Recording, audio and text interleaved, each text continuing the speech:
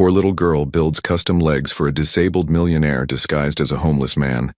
3 days later, a Mustang parks in front of her door. Before we get started, leave a comment and tell us where in the world you're watching from. Let's begin. The soft glow of a desk lamp illuminated Lucy Thompson's face as her small fingers worked meticulously with the circuit board. At just 12 years old, her bedroom resembled more of a workshop than a child sanctuary. Discarded electronic parts, salvaged from dumpsters behind repair shops, were organized in plastic containers labeled in her neat handwriting. Motors, circuits, batteries, and mysteries. "Lucy, dinner's ready," called her mother's tired voice from their tiny kitchen. Lucy reluctantly set down her soldering iron, her latest creation, a small robot assembled from an old remote control car and parts of a broken DVD player, standing proudly beside her homework. "Coming, Mom," she replied, glancing at the robot with a satisfied smile. Their Detroit apartment was small but clean, filled with second-hand furniture and the lingering scent of the discount fabric softener her mother used. Olivia Thompson stood at the stove, still wearing her cashier uniform from her day job. In 2 hours, she would change into her waitress outfit for the night shift. "How was school today?" Olivia asked, placing a modest bowl of pasta in front of her daughter. Lucy shrugged, twirling spaghetti around her fork. "Mr. Parker liked my science project. He said I should consider entering the state competition."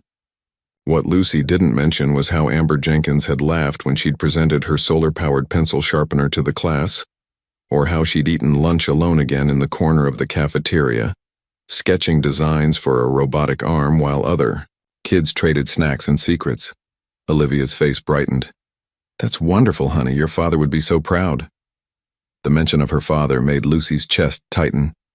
Though he had passed away 4 years ago, his presence still lingered in the tools he'd left behind and the words that echoed in her mind whenever she faced a challenging project. "If you can't buy it, build it yourself." After dinner, Lucy helped wash the dishes before her mother rushed off to her second job, leaving Lucy with the familiar instruction to lock the door and finish her homework. Instead, she returned to her room and her half-finished robot. This was her world, where broken things could be fixed, where problems had solutions, and where Lucy didn't feel quite so alone. The next afternoon, as the final school bell rang, Lucy walked slowly toward home. Her backpack was heavy with textbooks, but her mind was heavier with the day's events. Kevin Miller had accidentally knocked her robotics project off her desk during class, causing one of the motors to break. Mr. Parker had given her a replacement from the science supply closet, but the embarrassment still stung. As she passed by Wilson Park, she paused to watch children playing. Their laughter carried across the rusty swings and cracked slides. A group of girls Lucy's age huddled together, sharing secrets and giggling. Lucy gripped her backpack straps tighter and continued walking. "They're not so special," she whispered to herself, though the familiar ache of not belonging settled in her chest. At the street corner, waiting for the light to change, Lucy's gaze drifted to the gray clouds gathering overhead. Detroit's autumn, skies always seemed to match her mood. Neither completely dark nor fully bright, just somewhere in between.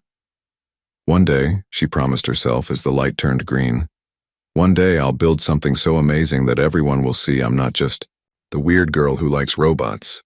What Lucy couldn't possibly know, as she made her way home through the familiar streets of her neighborhood, was that her chance to create something truly extraordinary was about to present itself in the most unexpected way, through a chance encounter with a mysterious man without legs who would change her life forever. Lucy's path home from the robotics club took her past the same street corner every Tuesday. Usually she was lost in thought, mentally redesigning the day's project or imagining improvements for her bedroom inventions. But today, something, or rather someone, caught her attention. A man in a weathered wheelchair sat at the corner, a small cardboard sign propped against one wheel. "Veteran. Lost legs, any help appreciated." His beard was unkempt, his clothes worn, but it was his eyes that made Lucy slow her steps. Clear blue eyes that seemed sharper, more aware than his disheveled appearance suggested. Other students hurried past, some averting their gaze, others dropping coins without stopping. Lucy, however, paused. "What's that you're carrying?" the man asked, his voice surprisingly articulate as he nodded toward the partially disassembled circuit board peeking from her backpack. Startled by his interest, Lucy hesitated before answering. "It's part of a motion sensor. I'm trying to make it more sensitive to smaller movements." "Interesting approach," he replied, leaning forward slightly. "Have you considered adjusting the capacitor threshold instead of modifying the sensor array?" Lucy's eyes widened. Few adults, let alone strangers on street corners, could offer such specific technical advice. "I'm Jack," he said, extending a calloused hand. "Lucy," she replied, cautiously shaking it. "How do you know about motion sensors?" A hint of a smile crossed Jack's weathered face. "You pick up things here and there. Used to work with electronics, before." He gestured vaguely toward his missing legs. For 20 minutes, Lucy forgot she was talking to a homeless man. They discussed circuitry, power efficiency, and practical applications. Jack asked thoughtful questions about her robotics projects, showing genuine interest rather than the polite confusion her mother usually expressed. "You should get home," Jack finally said, noticing the darkening sky. "Don't want your parents worrying." "Just my mom," Lucy corrected automatically. "My dad died 4 years ago. He was an engineer." Jack's expression softened. "He'd be proud of you. Not many kids your age could reconfigure a circuit board like you described." Lucy felt an unexpected lump in her throat. "Thanks.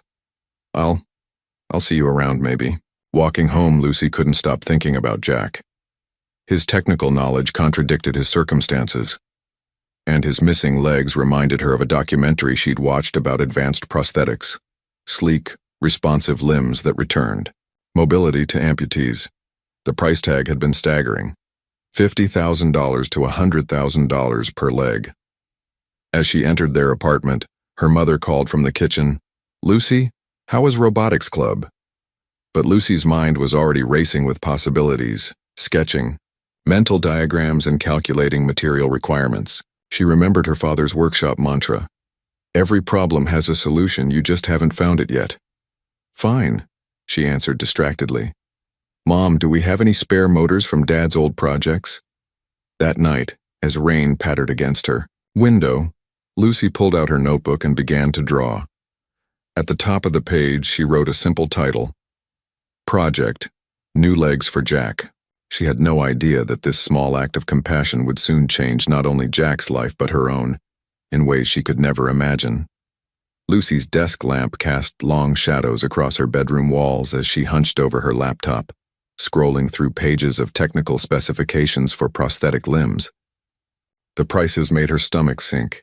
Even the most basic models cost thousands of dollars, with advanced ones reaching 6 figures. "This is impossible," she muttered, pushing back from her desk. Her eyes drifted to the framed photo of her father. He stood proudly next to a homemade wind turbine he'd built for their previous home, his smile wide beneath his safety goggles. The memory of his voice filtered through her mind. "If you can't afford to buy it, build it yourself. That's the Thompson way." Lucy straightened her shoulders.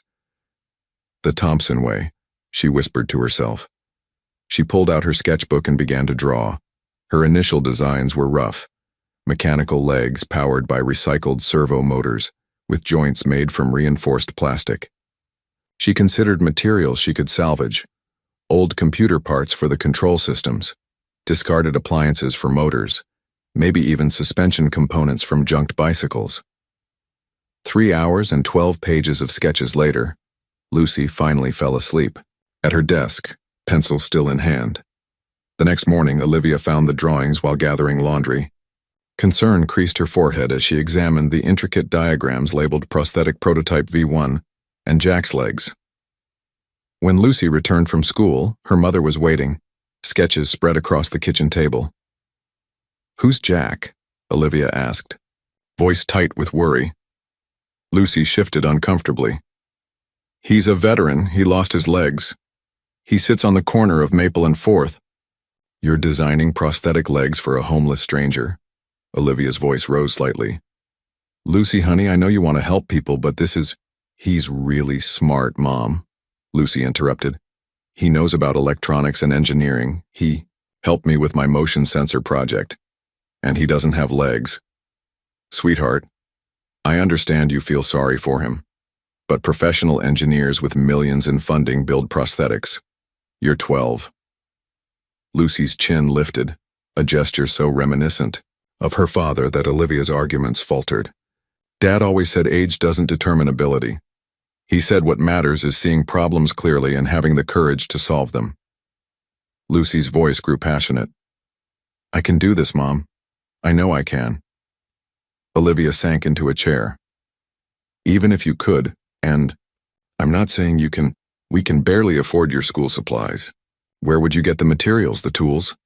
I've been thinking about that, Lucy replied, pulling out another sheet covered with lists. I can use parts from the electronics recycling center. Mr. Parker might let me use the school workshop. And maybe, Lucy, her mother interrupted gently. Sometimes compassion means knowing our limitations. But what if I don't have those limitations? What if I can actually help him? Lucy's eyes glistened. I need to try, Mom.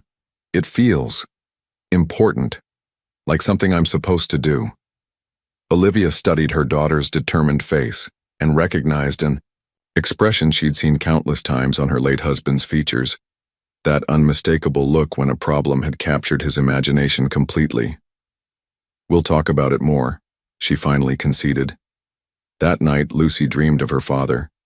They stood in his workshop examining blueprints together. It won't be easy, Dream Dad said, pointing to her prosthetic designs. I know, Lucy replied. He smiled, placing a hand on her shoulder. But the things most worth doing rarely are. Lucy woke with tears on her cheeks and absolute clarity in her heart. No matter the obstacles, she would build those legs for Jack. It wasn't just about helping a stranger anymore. It was about honoring her father's legacy by using the gifts he'd passed down to her. The Thompson way. Lucy's bedroom had transformed into a makeshift workshop. Parts salvaged from discarded electronics crowded every surface, motherboards from obsolete computers, motors from broken toys, springs from abandoned office chairs. A hand-drawn poster titled Operation Walk Again hung above her desk, featuring her increasingly complex designs. Her first prototype was embarrassingly simple, essentially wooden stilts with crude hinges and foam padding. It collapsed under its own weight before Jack could even test it. That's all right, she told herself, sweeping the broken pieces into a box labeled Lessons Learned. Edison failed thousands of times before the light bulb. The second attempt incorporated shock absorbers from an old mountain bike and motors from discarded remote-controlled cars. This version actually stood upright when propped against her bed, but the battery drained within minutes and the knee joints locked unexpectedly. By the third prototype, Lucy had convinced Mr. Parker to let her use the school workshop during lunch breaks. She improved the power system using components from laptop batteries and redesigned the joints with inspiration from a mechanical pencil's internal mechanism. Fascinating approach, Mr. Parker commented, watching her work. Is this for the science fair? Sort of, Lucy answered vaguely, not ready to explain her real purpose. This version lasted nearly an hour before overheating and melting part of the plastic framework. The smell of burnt circuitry filled her bedroom, setting off the smoke detector and bringing her mother running. Lucy Thompson, Olivia cried, throwing open windows. You could have burned down the building, but I figured out the power regulation problem, Lucy insisted, pointing to her notes even as her mother confiscated her soldering iron. The fourth prototype was more promising. Aluminum supports from dismantled shelving units, better motors, and a cooling system adapted from an old computer. Lucy spent a week fine-tuning it, skipping lunch and staying late after robotics club. On a rainy Thursday, she carefully packed the prototype in her backpack, certain this would be the breakthrough. But when she assembled it in her room and tested the weight capacity by stacking textbooks, the ankle joint buckled catastrophically, sending books tumbling and breaking a key support rod. Lucy sat amid the wreckage, tears of frustration welling in her eyes. 4 failures. 4 weeks of work with nothing to show but a collection of broken parts and depleted confidence. Maybe Mom's right, she whispered, picking up a snapped metal rod. Maybe this is beyond me. The next day, Lucy took a different route home, avoiding Jack's corner. But as fate would have it, she spotted him outside the public library, maneuvering, his wheelchair up the accessibility ramp. "Lucy," he called, his weathered face brightening. "Haven't seen you in a while." She approached reluctantly, embarrassed by her failures. "Been busy with school stuff?" Jack studied her downcast expression. "Something's bothering you." Before she could stop herself, Lucy blurted, "How do you not give up? When things keep failing, I mean." Jack wheeled himself to a nearby bench and gestured for her to sit. Interesting question from someone so young. "I'm working on this project," she explained carefully. "I've tried 4 different approaches and they all failed." "Only 4? Jack chuckled. "You're just getting started." He rolled up his sleeve, revealing a scarred forearm. "See this? 3rd-degree burns trying to disarm an IED. Spent 8 months learning to use my hands again, then lost my legs to another one 6 months later." Lucy stared, speechless. "After my legs, I tried to give up completely," Jack continued. "Wouldn't eat, wouldn't speak to doctors. Then a nurse told me something I'll never forget. Failure isn't falling down. It's refusing to get back up." His clear blue eyes held hers. "Each failure teaches you something the success never could. The question is, what did yours teach you?" Lucy's mind raced through her prototypes, suddenly seeing each not as a failure but as a step forward. The power regulation issue solved in the 3rd version. The joint flexibility improved in the 4th. That I need better materials, she realized aloud. And a completely different approach to the weight distribution. Jack smiled. "Sounds like you're on prototype 5 then." As they parted ways, Lucy felt renewed determination coursing through her. Jack had no idea he'd just reignited the project designed specifically for him. "Failure isn't falling down," she repeated to herself, already sketching new ideas in her notebook. "It's refusing to get back up." Lucy's new approach required knowledge she didn't have. Anatomy, pressure points, weight distribution across prosthetic contact surfaces. Her internet research only confused her further with medical terminology beyond her comprehension. "Need something specific?" Mr. Parker asked one afternoon, finding her poring over a human anatomy book in the science lab. Lucy hesitated. "I'm trying to understand how weight transfers through leg joints during walking." His eyebrows rose with interest. "Biomechanics, eh? That's quite advanced. Your project is evolving." "It has to," she murmured, thinking of Jack. Mr. Parker studied her determined expression. "You know, the lab has some equipment that might help. You could use it after school if you'd like. Under supervision, of course." Lucy's face brightened. "Really? That would be amazing." Meanwhile, Lucy continued her visits to Jack, bringing sandwiches and asking carefully crafted questions. "Does your wheelchair ever feel uncomfortable at certain points?" she asked one day, unwrapping a peanut butter sandwich for him. "The pressure on my lower back after a few hours is the worst," Jack replied, accepting half the sandwich. "And where?" "My legs end, the residual limbs. They get tender if I sit too long." Lucy nodded, mentally noting these details for her design. She never mentioned her project, wanting it to be a surprise if, when, she succeeded. One evening, as Lucy struggled with a sketch of ankle flexibility mechanisms in the building's laundry room, an elderly woman peered over her shoulder. "That looks like a prosthetic joint," the woman observed. Lucy quickly covered her drawings. "It's just a school project." "I was a surgical nurse for 40 years, dear," the woman said with a gentle smile. "I recognize medical designs when I see them." Lucy remembered seeing her around the building but had never spoken to her. "You're in 3B, right?" "Mrs. Wilson," she confirmed. "And you're Olivia's daughter, the little inventor. Your mother talks about you at the tenant meetings." Lucy relaxed slightly. "I'm trying to design affordable prosthetic legs, but I don't understand enough about how weight transfers through the ankle and knee during walking." Mrs. Wilson's eyes sparkled. "Well now, that happens to be something I know quite a bit about. Assisted in hundreds of orthopedic surgeries. Within days, a remarkable support network began forming around Lucy's project. Mr. Parker provided after-hours access to the school's materials testing equipment. Mrs. Wilson supplied anatomical knowledge, sketching pressure points and explaining weight distribution principles.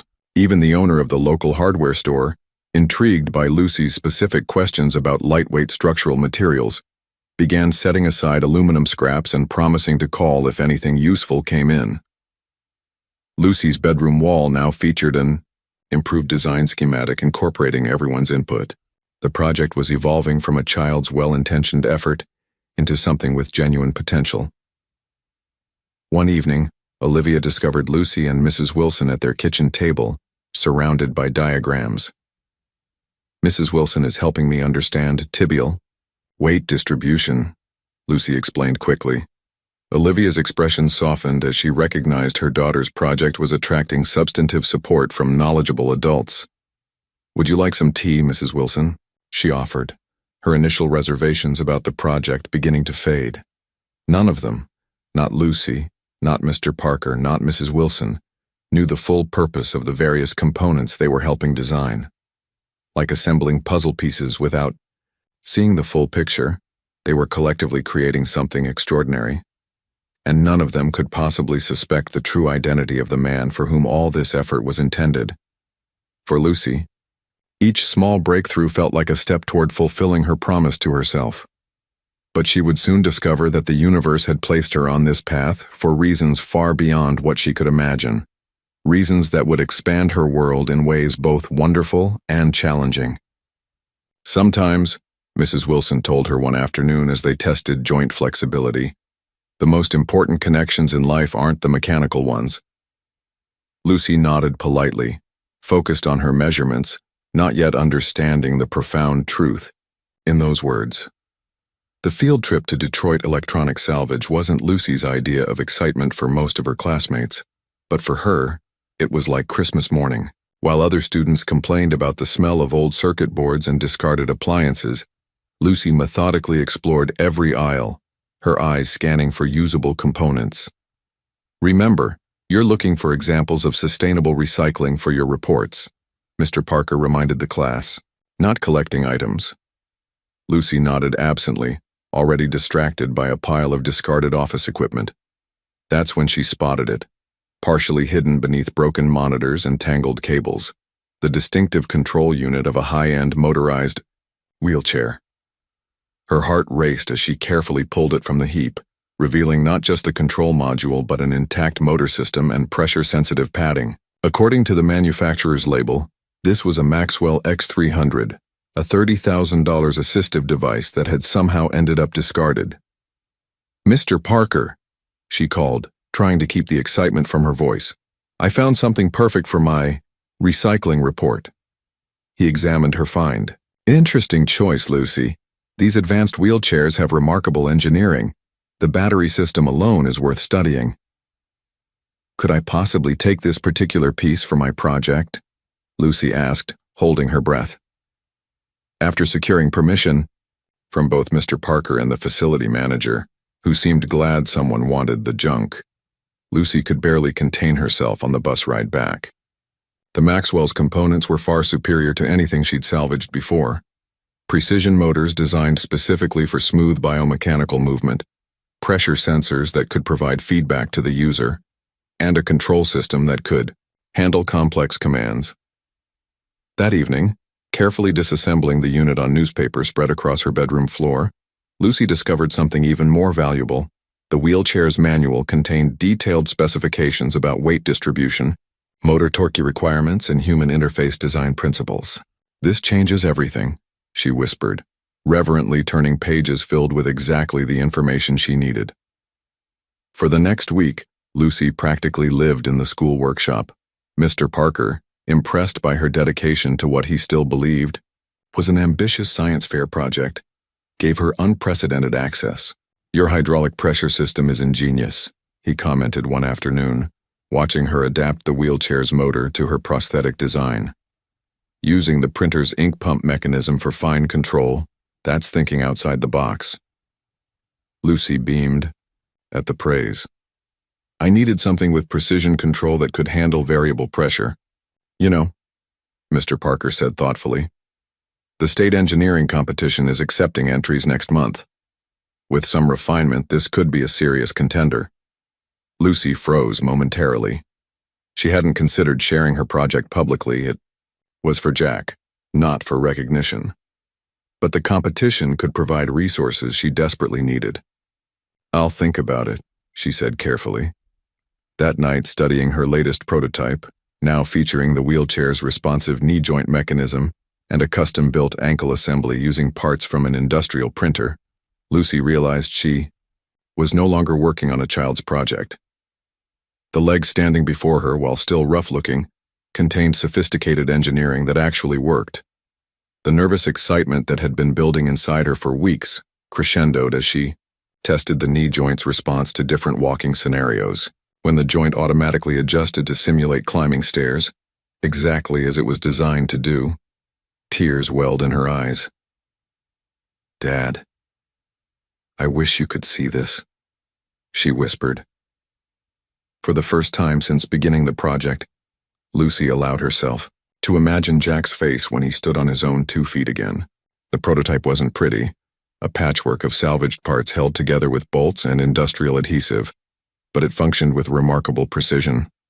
The motors responded to minute pressure changes, the joints moved naturally, and the weight distribution followed the principles Mrs. Wilson had taught her. Lucy carefully packed the prototype into a duffel bag. Tomorrow would be the moment of truth, the first real test with Jack. Either her creation would help him walk again, or it would join the pile of failed attempts. Either way, something told her that tomorrow would change everything. Dawn had barely broken when Lucy woke, her mind already racing through final adjustments for the prototype.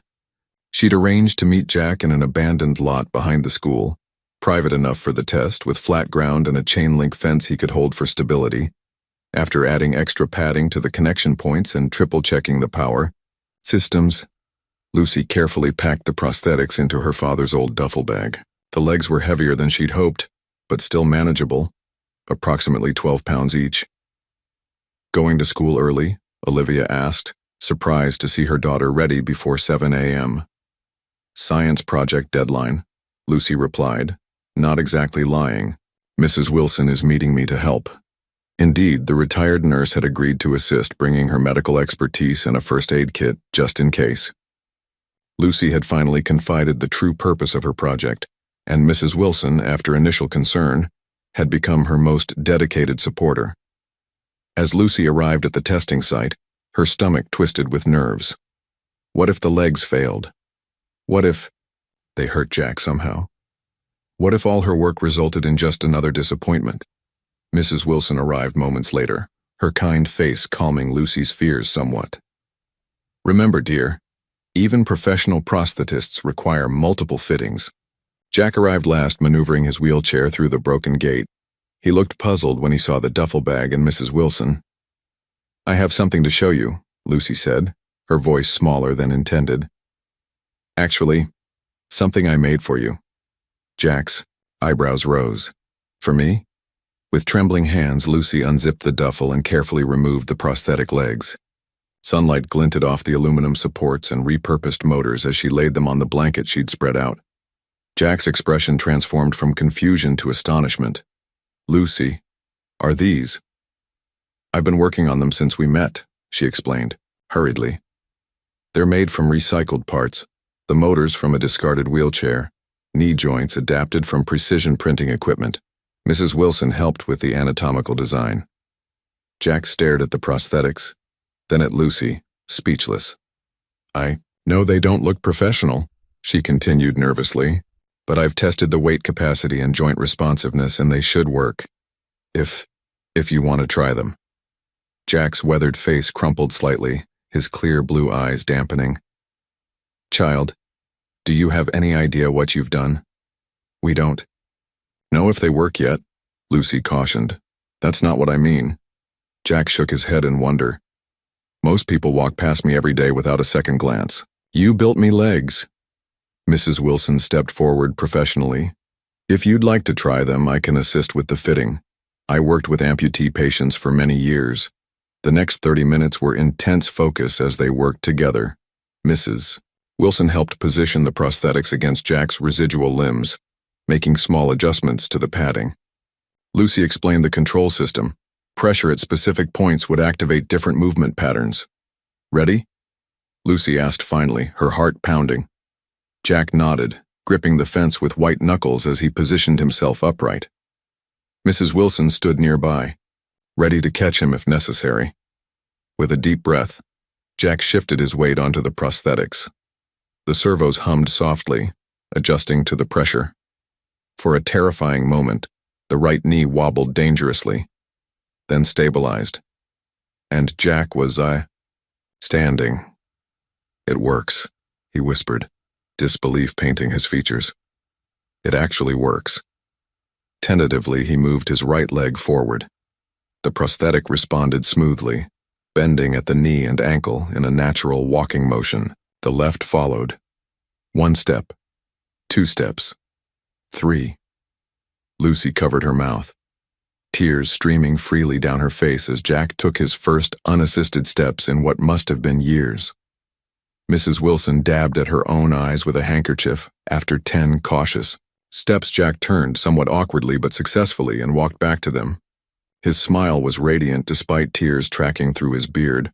Without warning, he embraced Lucy, his body shaking with emotion. "You've given me back something I thought was gone forever," he said hoarsely. "I don't know how to thank you." "They'll need adjustments," Lucy managed through her tears. "And probably—" "Lucy," Jack interrupted gently, holding her at arm's length, "you've changed my life." None of them could possibly know how prophetic those words would prove to be, or how in 3 days' time, Lucy would discover that her simple act of compassion had set in motion events that would transform her own life forever. Lucy was helping. Her mother prepared dinner when the distinctive rumble of a powerful engine drew their attention to the window. A sleek, cherry-red Mustang convertible had parked directly in front of their apartment building, a luxury vehicle starkly out of place in their working-class neighborhood. "Probably someone lost," Olivia remarked, returning to chopping vegetables. Lucy's curiosity kept her at the window. She watched as the driver's door opened and a tall figure emerged. Her breath caught as the man stood upright, walking with a distinctive but confident gait that she recognized immediately. "It's Jack," she whispered incredulously. But this wasn't the Jack she knew. Gone was the unkempt beard and weathered clothing. This man wore a perfectly tailored gray suit, his face clean-shaven, hair neatly trimmed. Only his clear blue eyes remained familiar, and the mechanical legs beneath his trousers, moving with the slight hydraulic whisper she'd engineered.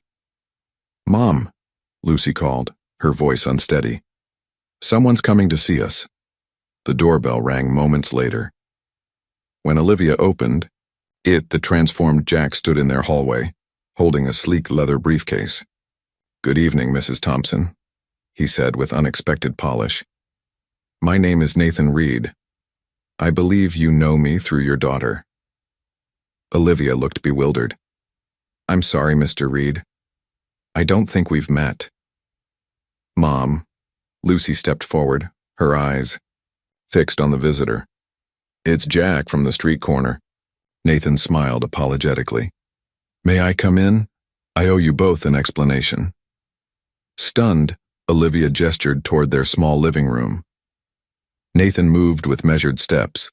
Lucy immediately noticed he'd made adjustments to the prosthetics, improving their stability.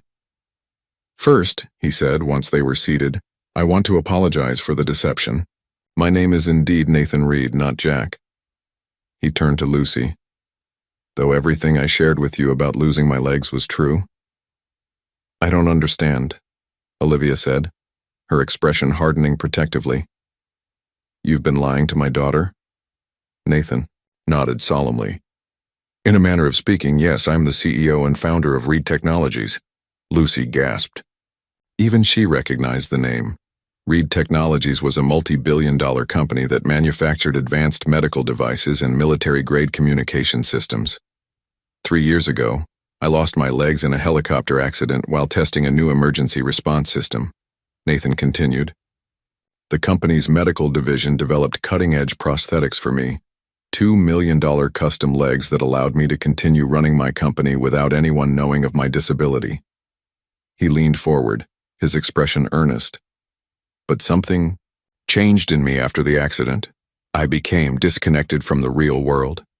My advisors suggested I take time away from the corporate bubble. So you pretended to be homeless? Olivia asked incredulously. I began spending time in different disguises in different cities, Nathan explained. Not just as a homeless veteran, but as various ordinary people.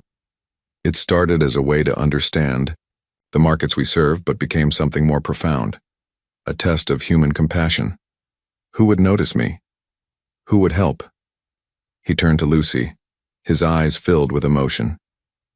In 6 months of these experiments, do you know how many children stopped to actually speak with me? 1. Your daughter.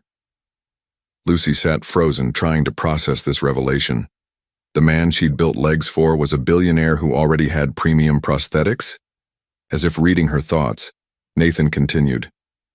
The professional prosthetics I own are technological marvels, but they're inaccessible to most people. They cost more than houses. But these... He tapped his leg, producing a hollow sound through his trousers. These legs you built from discarded parts work nearly as well. In some ways, better. The sudden slam of the apartment door made them all jump. Olivia had returned from taking out the trash, her face tight with suspicion. If this is some kind of joke, she began. It's not, Nathan assured her quickly. Mrs. Thompson, your daughter has done something extraordinary. She's created functional, responsive prosthetics at a fraction of the cost of commercial models. With all due respect, Mr. Reed, Olivia's voice was steel. Why are you here? What do you want with my daughter? The question hung in the air, charged with a mother's protective instinct. Lucy held her breath, suddenly uncertain whether this revelation was the beginning of something wonderful or something to fear. Nathan Reed placed his briefcase on the coffee table, his movements deliberate and careful.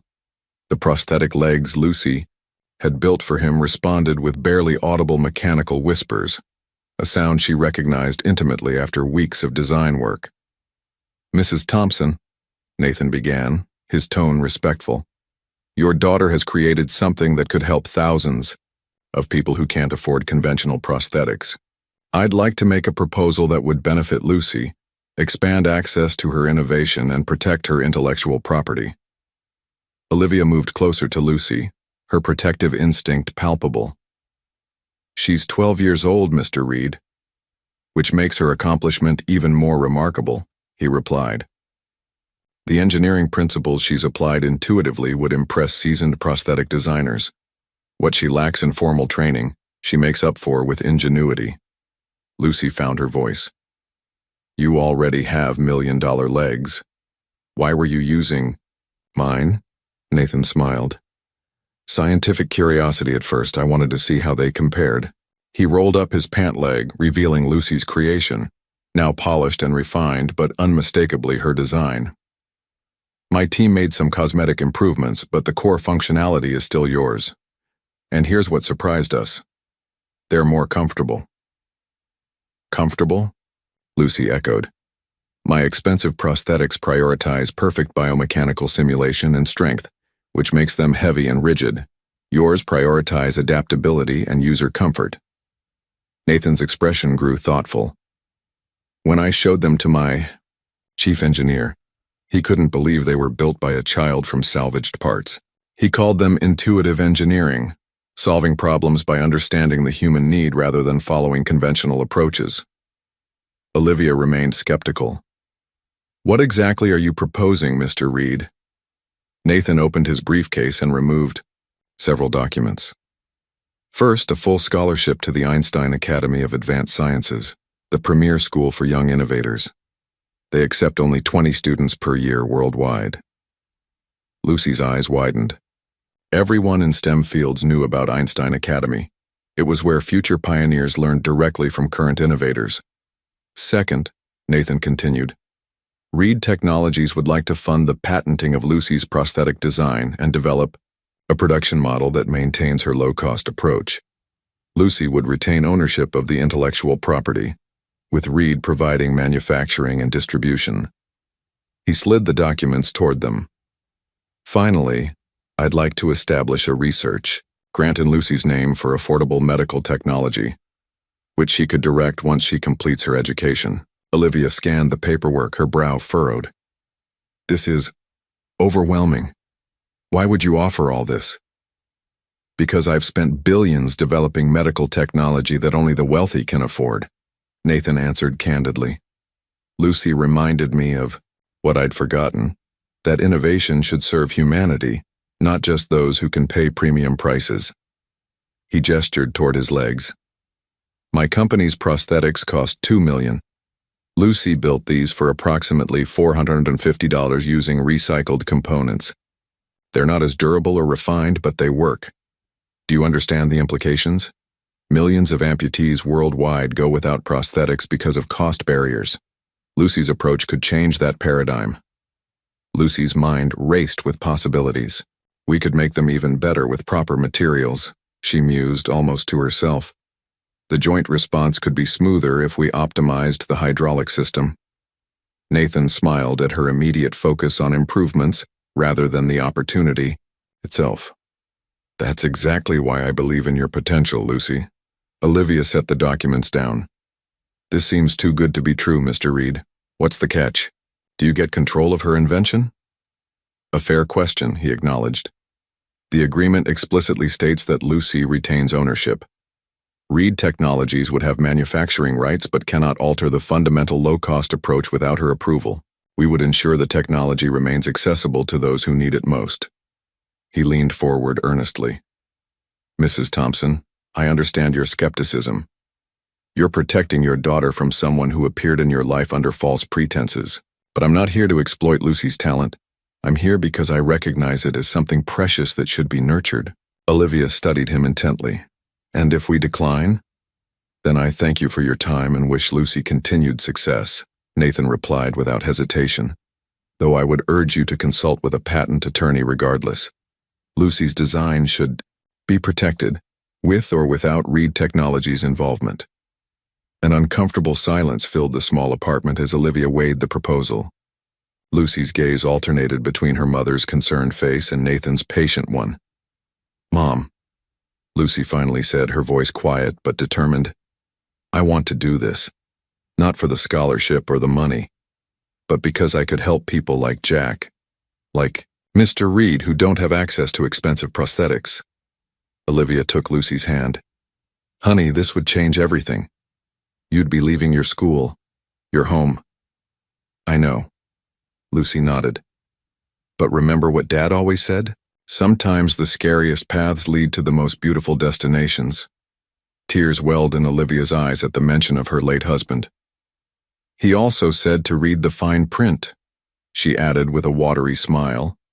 Turning to Nathan, Olivia straightened her shoulders. We'll need time to review these documents properly, and I'd like our own lawyer to look them over. Of course, Nathan agreed immediately.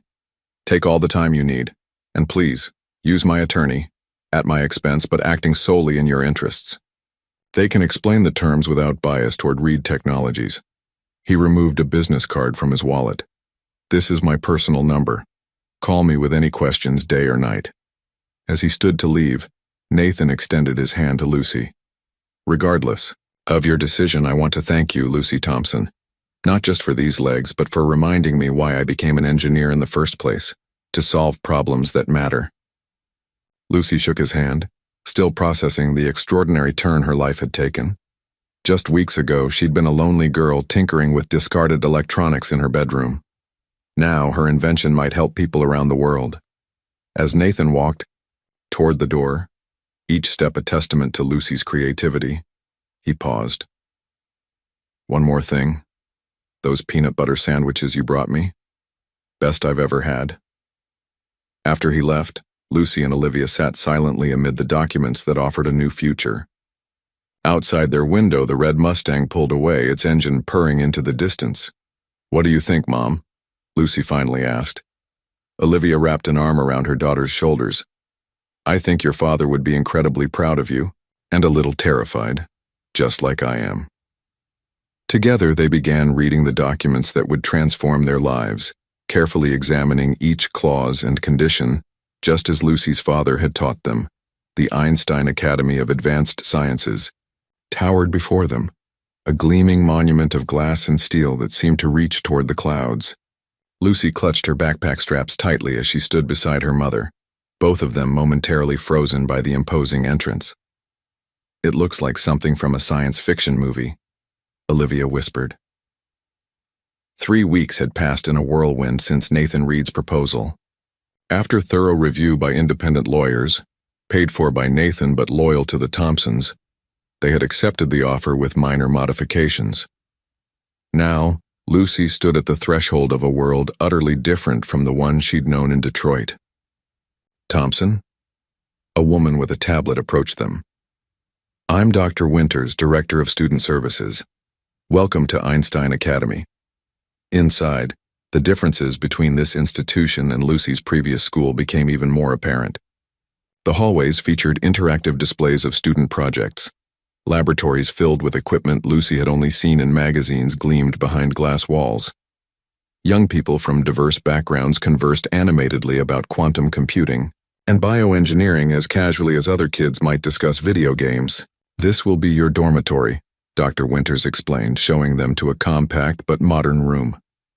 "You'll share common spaces with other students, but everyone has private sleeping quarters." The reality of their separation suddenly hit both mother and daughter. "Mom will be able to visit, right?" Lucy asked, her voice smaller than usual. "Of course," Dr. Winters assured them. "We have family weekends monthly, plus video calls are encouraged daily." After the tour concluded, they were escorted to Nathan Reed's office on campus, a surprise Lucy hadn't expected. "I serve on the board," he explained when they arrived. "And I've established a temporary office here to oversee the development of your prosthetic project." The next hours were filled with paperwork, orientation materials, and discussion of Lucy's schedule. While Olivia handled administrative details with Dr. Winters, Nathan showed Lucy the dedicated laboratory space assigned to her prosthetic project. "This is all for me?" she asked, stunned by the equipment. "For your vision," Nathan corrected. "You'll be working with a small team of engineers and materials scientists who will help refine your design while maintaining its accessibility." Late afternoon, the moment of separation could no longer be delayed. Standing in the dormitory entrance, Olivia hugged Lucy fiercely. "Call me tonight," she insisted, struggling to remain composed. "And remember who you are, Lucy Thompson. You're not just your invention or your scholarship." "I know, Mom," Lucy replied, her own eyes damp. "I'm your daughter, and Dad's." As Olivia's taxi pulled away, Lucy felt a hollow sensation in her chest. A mixture of loss and anticipation that left her momentarily breathless. Her first week passed in a disorienting blur. The academic demands were rigorous, stretching even Lucy's considerable intellect. Her classmates, while welcoming, came from privileged backgrounds that highlighted the differences in their experiences. Many had famous scientist parents or came from generational wealth, with resumes already featuring published research or patented inventions. During evening video calls, Lucy maintained a bright facade for her mother's benefit, describing the amazing facilities and interesting classes. She omitted mentions of her struggle to fit in, or the overwhelming pressure she felt to justify her place among these exceptional peers. In the prosthetics lab, however, Lucy found her confidence. Here, her practical experience and intuitive approach shined. She worked alongside professional engineers who respected her insights despite her age, improving her original design with advanced materials while maintaining its affordable core principles. Nathan visited the lab regularly, often wearing Lucy's prosthetics rather than his premium models, providing real-time feedback that proved invaluable to the development process. "How are you adjusting?" he asked one afternoon, noticing the shadows under her eyes. "It's different," Lucy admitted. "Everyone here seems so prepared, like they've been training for this their whole lives." Nathan nodded thoughtfully. "They have in a way, but none of them built functional prosthetic legs from recycled parts in their bedroom. You earned your place here, Lucy, through raw talent rather than grooming and privilege. As the weeks passed, Lucy gradually found her rhythm. The initial culture shock gave way to determined focus. She might not share her classmates' backgrounds, but she possessed something equally valuable: practical ingenuity and a first-hand understanding of the problems her work could solve. This wasn't just a new school, it was a new world. And despite the challenges, Lucy was determined to navigate it on her own terms. Lucy was adjusting to her new routine at Einstein Academy when the first signs of trouble appeared. She noticed the prosthetics team exchanging concerned glances during their weekly progress meeting. Nathan, normally present for these sessions, had been absent for 2 weeks, traveling overseas to meet with potential manufacturing partners. "Is everything okay?" Lucy asked after the third such exchange. Dr. Voss, the lead engineer, hesitated. "We've received some inquiries from Meditech Industries' legal department, nothing to worry about." But by the following day, the inquiries had escalated dramatically. Lucy arrived at the lab to find 3 stern-faced individuals in expensive suits waiting with Dr. Winters. "Lucy, these representatives from Meditech Industries have some questions about your prosthetic design," Dr. Winters explained. Her usual warmth replaced by careful professionalism. The oldest of the 3 stepped forward. "I'm Lawrence Keller, Chief Legal Officer for Meditech. We have concerns that your prototype may infringe on several of our company's patents." "Infringe?" Lucy repeated, the unfamiliar legal term settling uneasily in her stomach. "I built them from scratch, using principles and mechanisms covered by our intellectual property protections," Keller replied smoothly. "Particularly regarding the pressure-sensitive response system and the hydraulic joint mechanisms," Dr. Winters intervened. "Perhaps we should continue this discussion with Ms. Thompson's legal guardian present." Within hours, Olivia had flown in from Detroit, her face tight with worry as the situation was explained. Together with Dr. Winters, they met the Meditech representatives in a conference room. "We've reviewed your daughter's design thoroughly," Keller began, sliding a document across the table. "This cease and desist order requires immediate termination of all development activities related to the prosthetic project." "This is ridiculous," Olivia protested. "Lucy developed her design independently using recycled parts." "Using techniques covered by 17 separate Meditech patents," countered a younger lawyer, tapping a thick binder. "The origin of the physical components is irrelevant to intellectual property law." Lucy felt sick. She understood enough to realize what was happening. A powerful corporation was claiming ownership of ideas she'd developed on her own. "We've called Mr. Reed," Dr. Winters assured them. "He's attempting to return from Singapore immediately, but there are limited flights." "How convenient that he's unavailable," Keller remarked with a thin smile. "In the meantime, we'll need full access to all prototype materials for inspection." "Absolutely not," Olivia stated firmly. "We're not agreeing to anything without our own legal representation."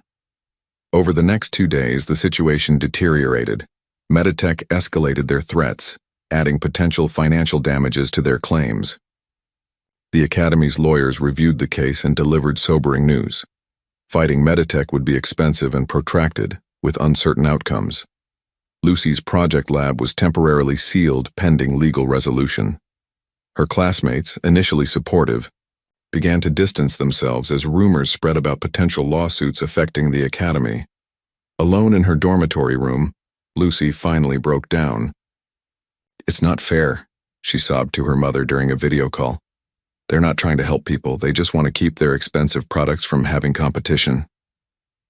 "I know, honey," Olivia replied, her own voice strained. "Our lawyer is trying to reach Nathan again, but his office says he's still in transit." Lucy wiped her eyes, anger replacing despair. "This is exactly why I wanted to make affordable prosthetics in the first place. Companies like Meditech don't care about people who can't pay their ridiculous prices." Later that evening, Lucy's tablet pinged with an article notification. Meditech Industries moves to block teenage inventors' low-cost prosthetic design.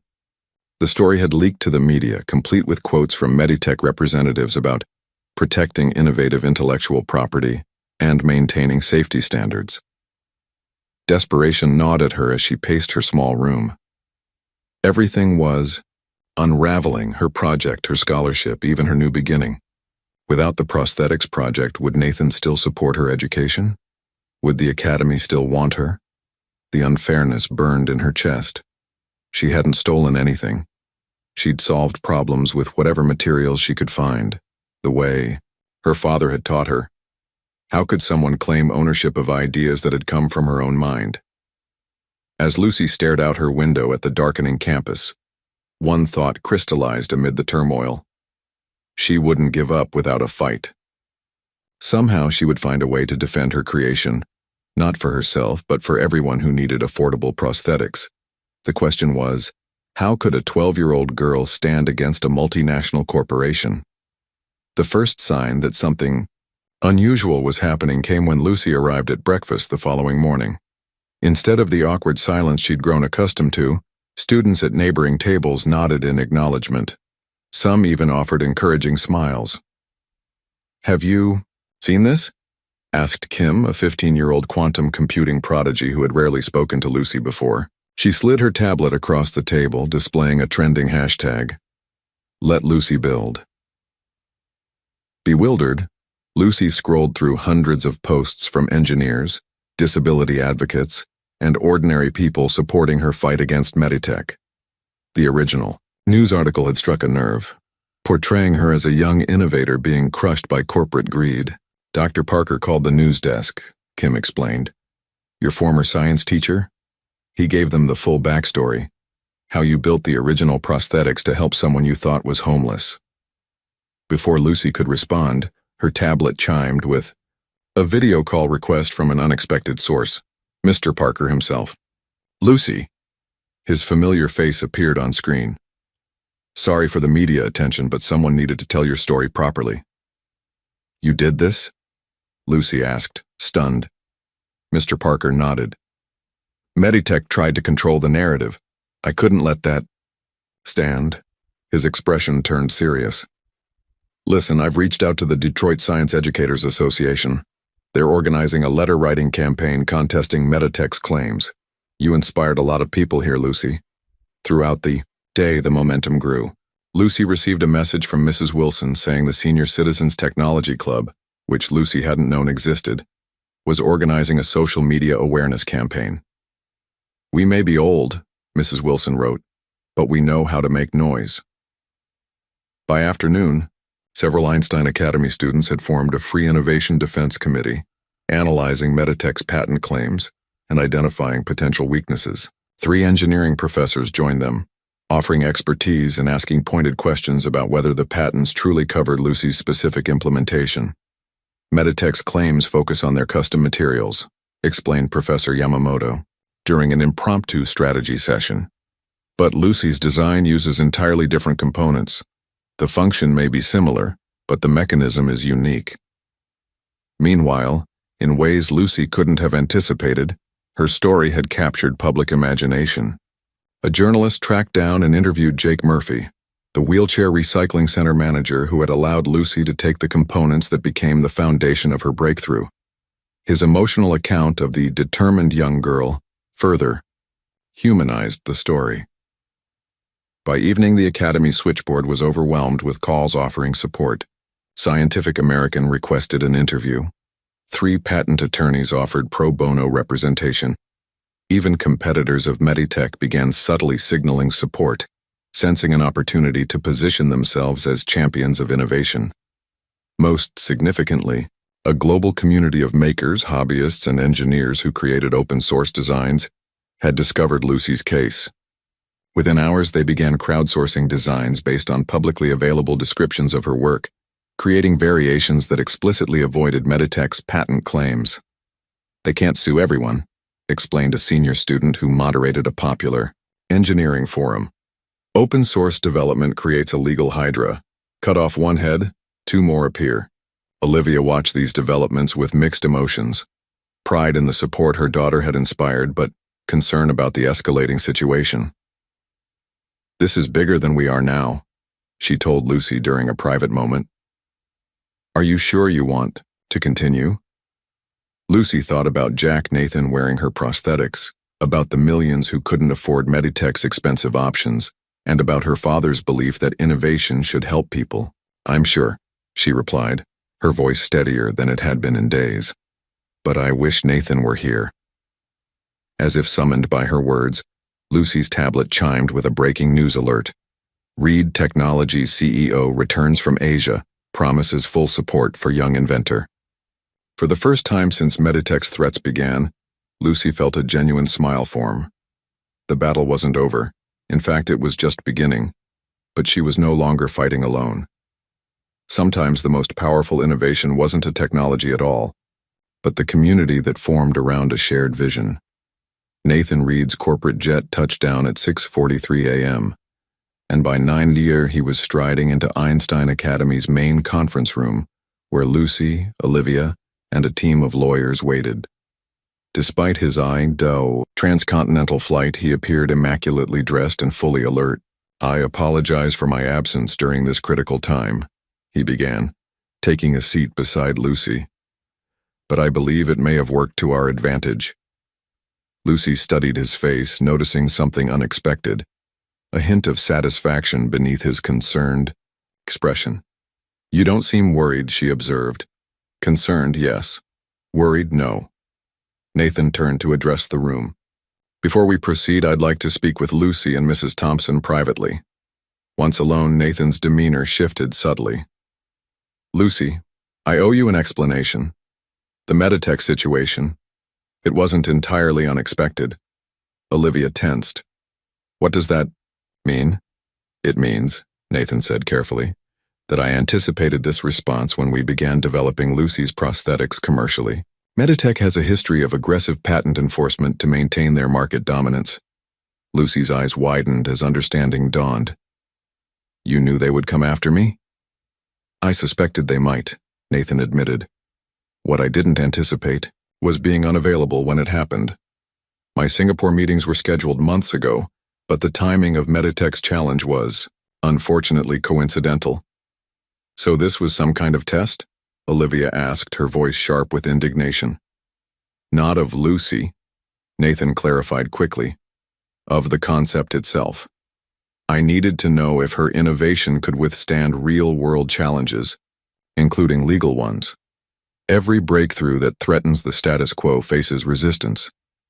Lucy processed this information, emotions cycling between betrayal, confusion, and strange relief. "So what happens now?" Nathan's expression softened. "Now I reveal something I've been working toward for nearly 6 months." He removed a document from his briefcase and placed it before them.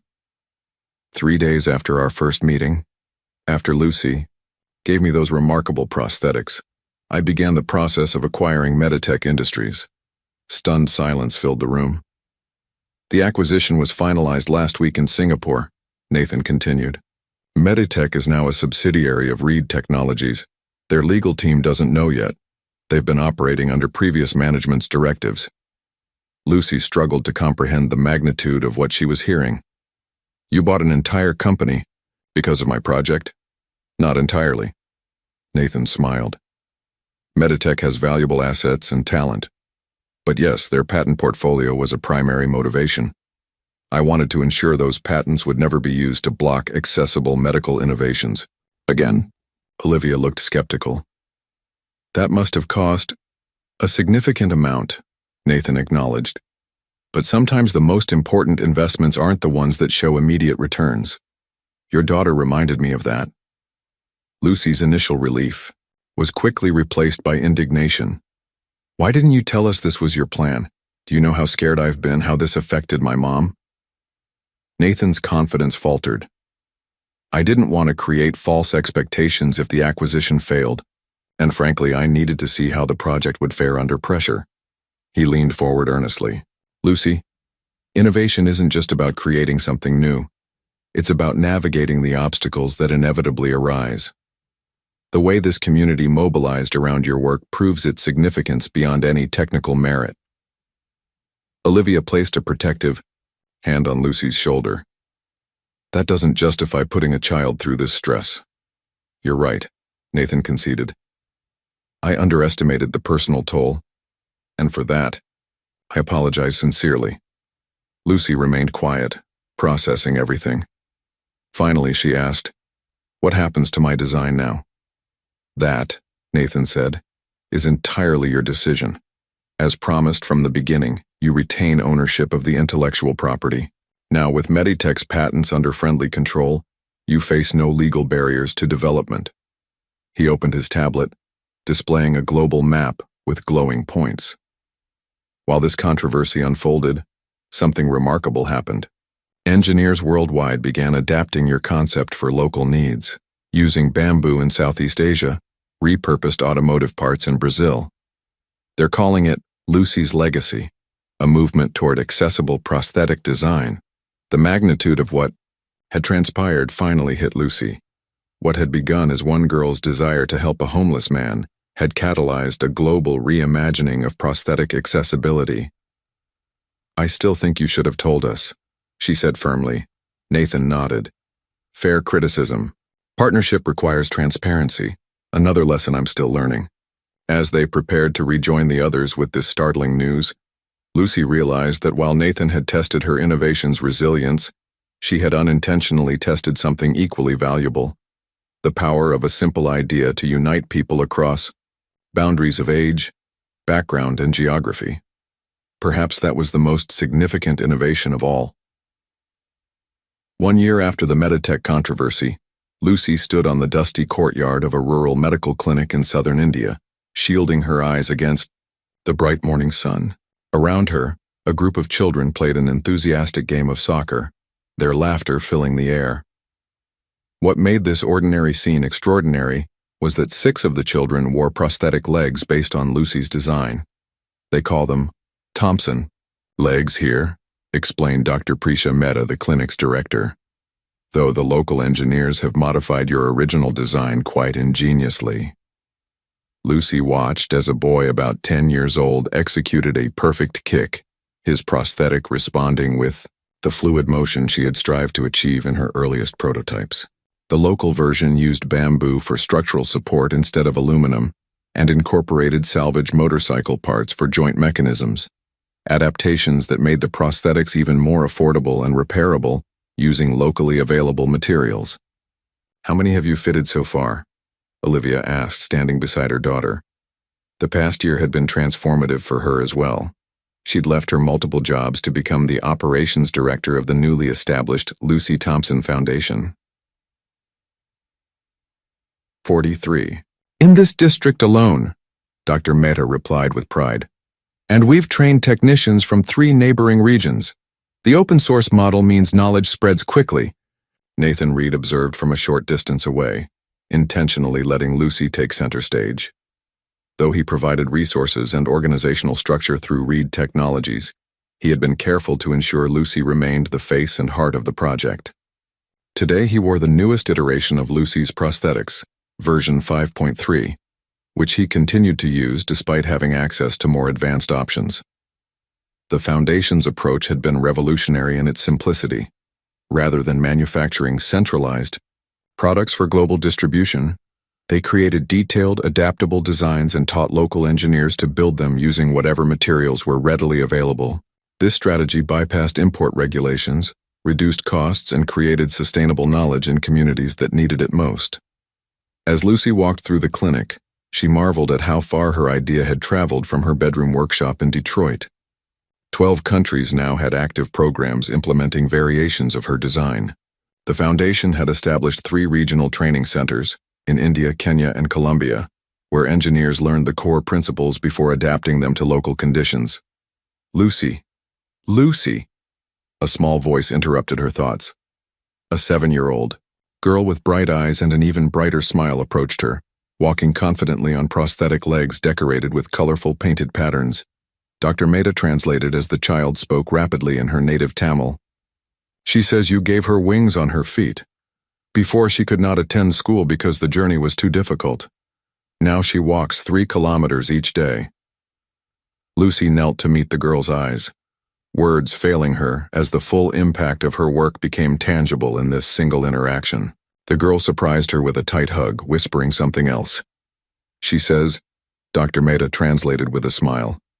That she wants to be an engineer like you when she grows up. Later that evening, as the foundation team gathered on the clinic's rooftop to discuss the next day's training session, Olivia found Lucy sitting apart gazing at the stars. "Everything okay?" she asked, joining her daughter. "Better than okay," Lucy replied softly. "I was just thinking about Dad. How he always said that solving one problem well is better than half solving 100. Olivia wrapped an arm around her shoulders. "He would be beyond proud of you. The thing is," Lucy continued, "I started this just wanting to help one person. I never imagined."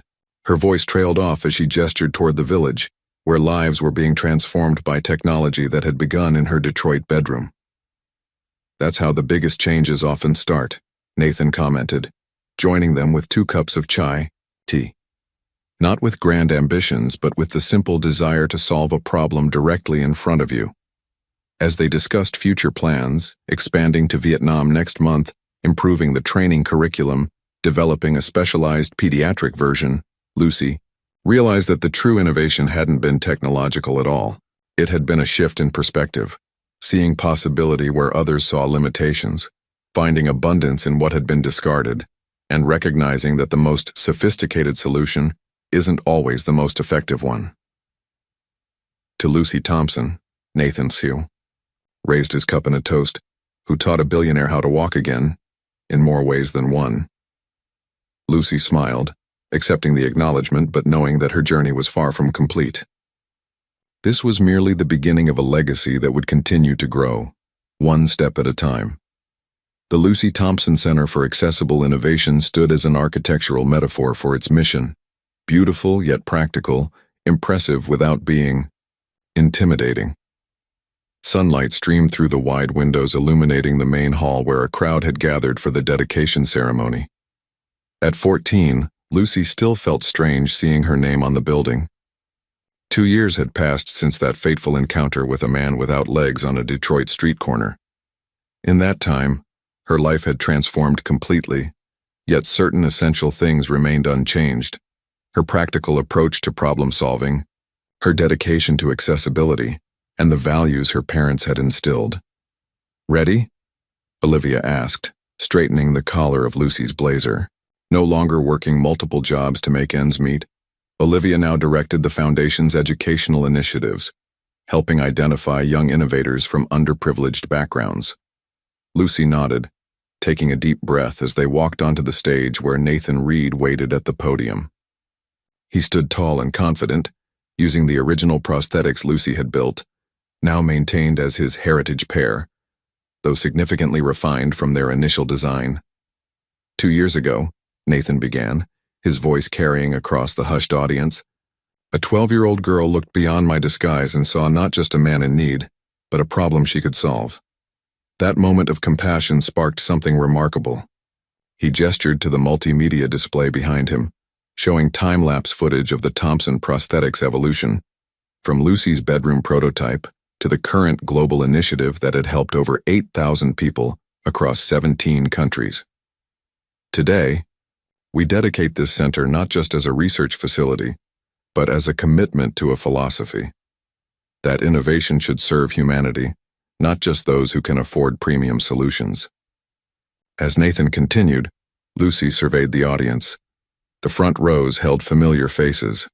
Mr. Parker, who had left his teaching position to lead the center's educational outreach, Mrs. Wilson, now coordinating a network of retired medical professionals, who volunteered their expertise, classmates from Einstein Academy, who had become passionate advocates for accessible technology. Most moving were the rows of people wearing various iterations of Thompson prosthetics. They had traveled from across the country and in some cases around the world to attend the ceremony. Each represented a life changed, a potential unlocked. When it was Lucy's turn to speak, she approached the podium with the quiet confidence she had developed over 2 years of presenting to engineers, investors, and government officials. "My father once told me that every discarded object still had potential. It just needed someone to recognize it," she began. I've learned that the same is true of ideas, of opportunities, and most importantly, of people. She outlined the center's ambitious new initiatives, expanding beyond prosthetics into other accessible medical technologies, developing educational programs to nurture young innovators from diverse backgrounds, and creating a global network of community workshops where local needs could drive adaptation and innovation. The prosthetics program was just the beginning, Lucy explained. Today we're announcing the Open Access Medical Initiative, which will apply the same principles to other crucial technologies, from diabetes management tools to mobility devices, all designed with accessibility as the primary goal. As she concluded her remarks, Lucy reflected on how her personal journey had come full circle. What began as a solitary project in her bedroom had grown beyond anything she could have imagined, yet the core principle remained unchanged: seeing possibility where others saw limitations. After the ceremony during the reception, Nathan found Lucy standing apart from the crowd, watching children demonstrating athletic abilities with their prosthetics in the center's courtyard. "Something on your mind?" he asked. "I was just thinking about legacies," Lucy replied. "Not mine, that feels strange to even say, but my dad's. How his way of seeing the world lives on in this work." Nathan nodded thoughtfully. "The greatest innovations often aren't things at all, but perspectives that change how we see problems." As they watched the children play, Lucy understood that her father's true gift hadn't been teaching her engineering principles, but something far more valuable: the ability to see potential where others saw only limitations. That vision had started with discarded electronics in a Detroit apartment, but had grown into a movement that was changing lives across the world. The real legacy wasn't in the building that bore her name, or even in the technologies it would develop. It was in the chain of compassion and possibility that would continue long after today's ceremony ended. One person seeing a need, recognizing a solution, and having the courage to build it themselves. That was the Thompson way. And now, it belonged to the world.